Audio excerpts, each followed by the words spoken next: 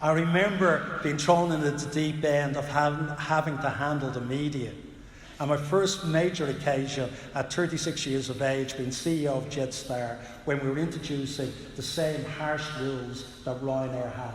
So if you turn up late, you have to buy another ticket, you have to get on a different flight, and the fares can be very high for the next flight.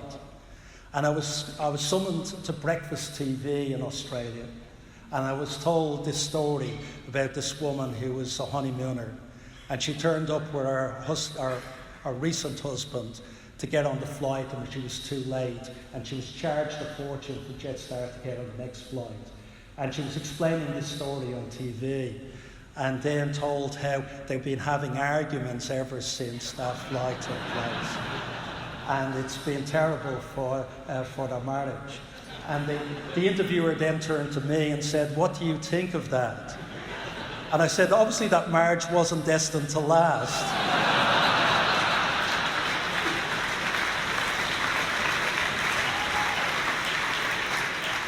I was mortified, and I got a lot better at handling the media after that. But Jetstar also, unfortunately, became the butt of a few jokes. I remember being at a St. Paddy's Day function, and the comedian had come from Tasmania to Melbourne, and it was a lunch. And he said he was flying up on Jetstar, and we had free seating at the time.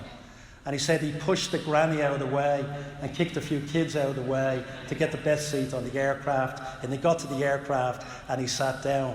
And it was a brilliant seat, he said. And he said this guy came up to him and tapped him on the shoulder and said, "You're sitting in my seat." And he said, "Free seating. You can sit anywhere you want on Jetstar." And the pilot said, "You fly the aircraft then if you want to." We did change that afterwards because we felt it didn't work in Australia. And Jetstar today has been an amazing success story. It has 130 aircraft. It flies 36 million people, 24 for under $100. It's democratised air travel in Australia, and it's the largest low-cost carrier in Australia, in New Zealand, the second largest in Singapore, the second largest in Vietnam, and the largest in Japan domestically. And thanks to Connor and the team that worked on it, it produced $400 million in profits last year, and amazing stories after 15 years of operation.